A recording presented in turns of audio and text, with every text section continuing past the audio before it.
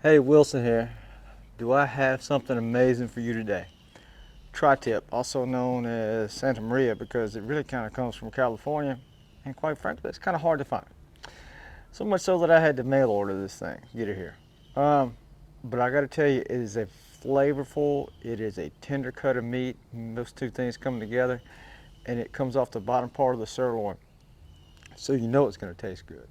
And it's kind of unique to how you cook it sometimes, but it's so versatile you can do all kinds of different things with it. And today we're smoking it. Got to kick it up a notch. Try something different. Can't always be cooking the same things over and over again. And I got to tell you, if you're not into new things, this kind of reminds me of when I threw together some private stock from Captain Morgan's, a Coke from Mexico, and a splash of lime, and went, damn if that wasn't good. This is the same thing, and we're going to get started.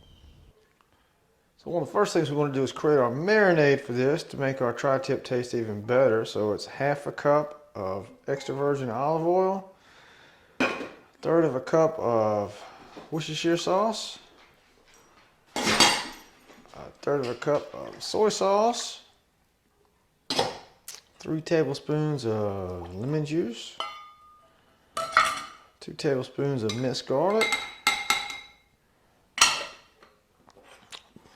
basil and parsley, proportions depend upon whether it's dry or whether it's fresh, some black pepper, and then some lemon zest or lemon peel. And then the key part is to get it all nice and mixed up really well until it doesn't separate. So you got to spin this quite a few times for that.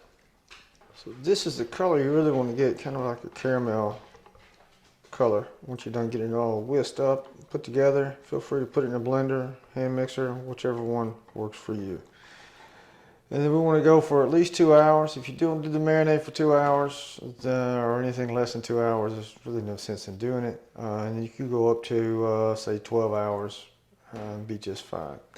So the tri-tip, once again, because it's a triangle, hard to get sometimes. We got this one mail ordered, which means they sent me a whopping 1.5 pounds of it. So maybe that's 2 pounds. What we'll do is just cover it up with a marinade. Halfway through the marinade process, you want to flip this thing upside down, but you really want it to cover it extremely well, just like that. Wrap it up tight, put it in the refrigerator, and then once again flip it about halfway through your marinating time. We pulled our steak. It's been marinating, flipped once, pulled it out of the refrigerator. That's what we're looking at. I cannot you will not understand how great all these flavors come together until you make this. So now what we're going to do is we're going to take this thing out to the smoker. One key thing to remember is that this is not a brisket, this is not a pork roast, this is tri-tip, Santa Maria, whatever you want to call it. What you want to do with this is kind of cook it to just about however you like your steak done, because that is what this is. So to that end, if you want it, say, medium, you want to pull that thing at about 135. You can do that with either checking on it periodically, or you can use with a thermometer, or you can use one of these that goes into another thermometer, and you can set an alert in it. And that's what I'm going to do. To that end, this needs to go directly into the middle, not off to the side, anywhere else, directly into the middle part of this steak.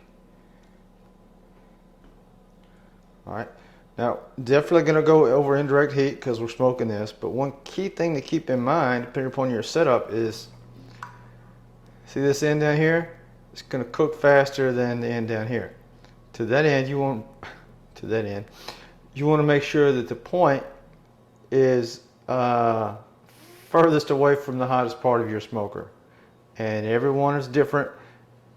Trust me, everyone is different. So just keep that in mind when we go to put the placement in there. All right, now it's time to go put it out on the smoker.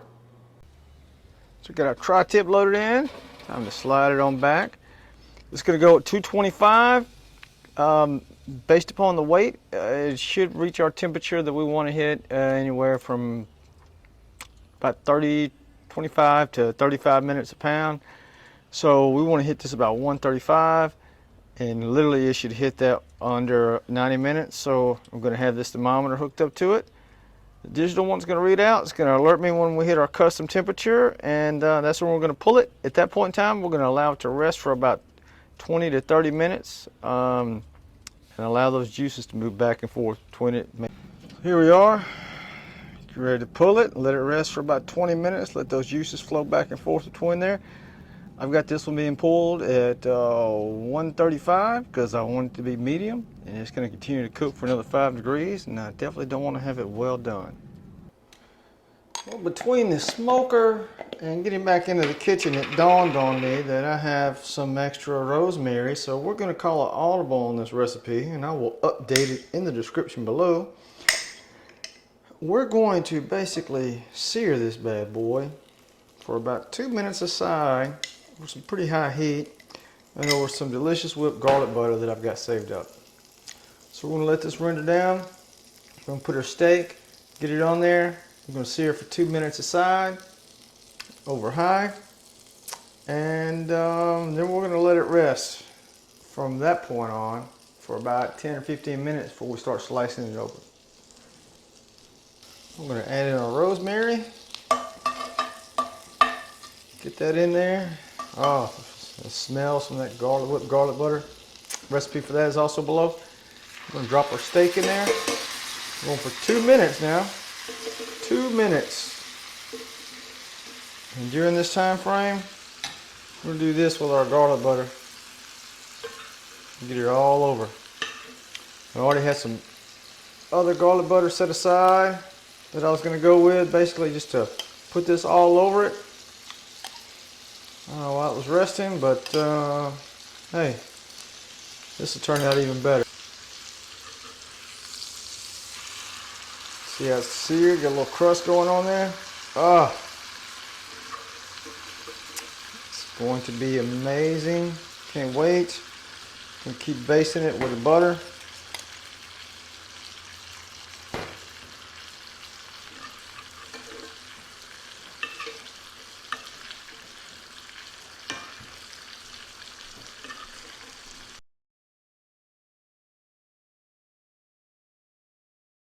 So here you have it, smoked tri-tip, finished off with a whipped garlic butter sauce with rosemary.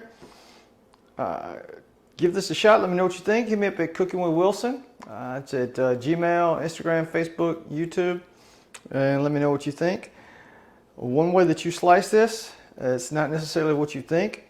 It is basically, this would be the center cut here, and then you slice out from here, coming from the tip all the way down. I'll show you a picture of that in a little bit. And then we take whatever's left of our butter and we basically put it all over it, just like this. Let me know what you think. It's also, the recipes in the description below. It's also in volume 3 of the cookbook. Currently all my cookbooks are all proceeds I receive go to charity. Currently I'm supporting smiletrain.org. And they are specializing in cleft lip repair for kids and help give smiles to kids who may not otherwise be able to have a damn near perfect one. So I think it's a great organization to support. Feel free to donate to them directly at smiletrain.org. And know that if you pick up a cookbook, you know, not only do you get some tasty recipes, but you're also helping to support to make the world a better place. Until next time.